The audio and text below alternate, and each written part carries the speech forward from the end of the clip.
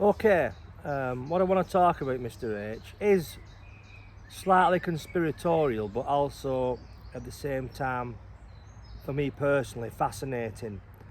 And that is the construction of a lot of the very old churches.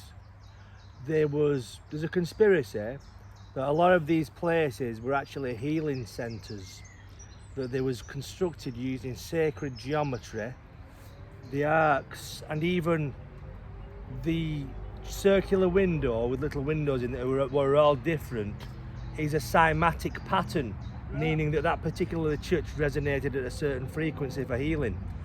And the frequency of the organ, everything about a church was the old churches was basically done for healing, and it blows my mind. I mean, recently I went into an old Lawrence Harvey, hello Lawrence, I don't know if you watched this, did a comic con in Leeds at an old church. It was like, obviously not used for worship anymore, but to be in that building, for me, it just felt totally magnificent to be in that space. And it might seem bizarre to a lot of people, but also involving a wartime conspiracy, the church bells used to emit a frequency of healing.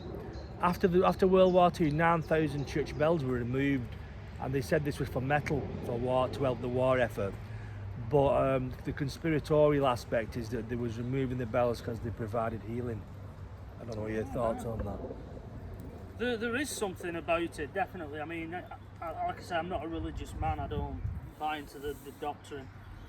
Primarily because I'm a rebel and I don't want to be told what to do. Secondly, the church requires a lot of taxation on your free time. It expects you to go and stuff like that, and I don't want somebody telling me what to do. You know, that's just me. But when I have gone into a church building for whatever reason, you do feel relaxed. And I went into the one in Paris. I was with Mrs. H. What's it called? The big one. Is it a big massive one? The big one that burned down.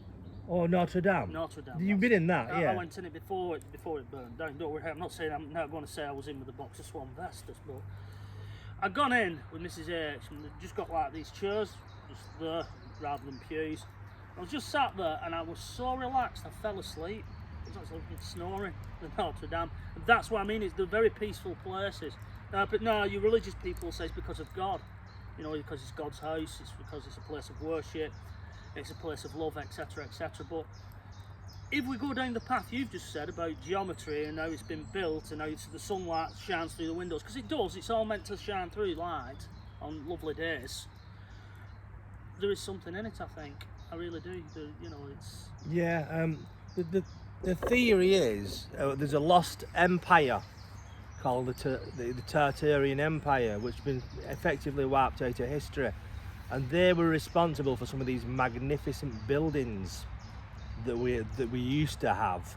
And that's apparently as well, they built the Great Wall of China. And the defensive conspiracy time, the Chinese are not meant to have built it because the defensive slope is on the side of the Chinese, as though they was keeping the Chinese out, kind of thing. So it's wrong. But it just fascinates me, this kind of thing, you know. Well, you've got the pyramids in Egypt. Yeah. You've got them in Mexico and places like that where they've been built, and even now we do not know. I mean, it would be wonderful to have a time machine and go back, and I do believe that if you went back and you saw how they built them, you'd go, "Okay, now it's so simple," because we think of hydraulics and we think of these big machines where they would have had to rely on using weight and things like that. It's not just a case of mob hand and throw a load of men at something. Yeah. You know, absolutely. but the fact that you can go to those pyramids and they are they are built with craftsmen. You know, they weren't just thrown together. At our point in evolution, we would have just been throwing stuff up and it would have looked shit. It wouldn't be there if that were the case. So either something's had to come from the outside.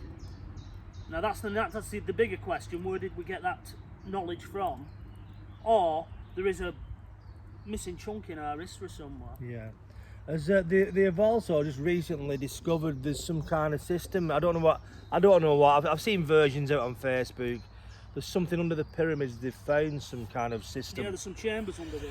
Aren't which they don't know why it is, kind of thing. But it's part of our hidden history that we don't know about. We perhaps will never know about it, and it's just very, very fascinating they to won't me. give So. any permission though for dig underneath them, will they? Is that right? Yeah. Yeah, I believe so. And you've got like your scholars, your people who are experts saying it's just a load of rubbish. This, because how they found this chamber apparently is with these machines that can see if ground's been disturbed. And sometimes with these experts, it does make you wonder. They're entrenched in their position, and they don't want that. They wouldn't want that to be found. Not because it's got the it's like in Raiders of the Lost Ark tomb, but just because it'll prove them wrong. Yeah. Absolutely. You really, I always respect someone who claims to be an expert if they'll stand up and say, well, I was wrong about that. Because it's all somebody's theory how something's been built. Absolutely. But I definitely believe that we have lost certain aspects of how we did things. Yeah, absolutely. And we know in the modern world we overthink it basically, for want of a better phrase. I just want to say one little thing. Now, you went to Notre Dame, and I just imagine you was blown away by the building, the beauty. Now, a lot of these older buildings, when you see them, like I said, for me personally, I love architecture. When you see some ancient architecture that's been built by craftsmen and it blows your mind. And now we live in a world of stained glass stained glass windowed boxes. And as Bruce Dickinson said, in a world of steel and glass. Exactly.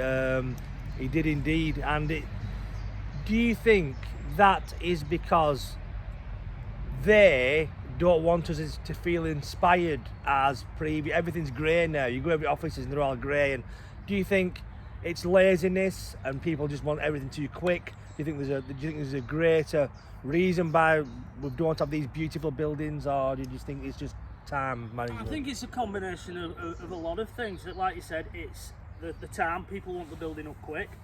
Like America will build buildings and they just give them like a lifespan of 25 years, whatever, and then the idea is we pull it down and we build something else. People want buildings quick. There's the cost. You think about craftsmen, you pay a craftsman. If he was working on a piece of stone for some really intricate part of that building and he screws up, that time and money is lost, isn't it? We just want it, and that's the problem. It's speed, cost, and there probably is that little bit of it. They don't want people to be inspired. You see, in the Victorian period, which is probably our most modern jump forward if we're talking about things, back then in the Victorian period, the sky was the limit. If you went up with an idea, Brunel, something like that, they'd listen to you. Well, no, it's not. If you come up, that's why really the only advancements we get is when there's a war, and it's not really how we should be advancing that, is it? Have a war so we can move forward. We should listen to people, really. We had some brilliant engineers. We had some of the best engineers in this country. We still do. And what happens is they go to a company in this country and they just fire them off. They just fuck them off. Yeah, so they go abroad, and then obviously they get that idea. Yeah, absolutely. It really is. It's a shame. Anyway, Yeah. so I think we'll wrap this one up, because what's it getting on to that? It's 8 minutes now, and have you noticed that Mr. H becomes slightly more rebellious at the fireside and swears, which he doesn't do in this video. Which we like. I bring it the bad in everyone. I think that's what it is.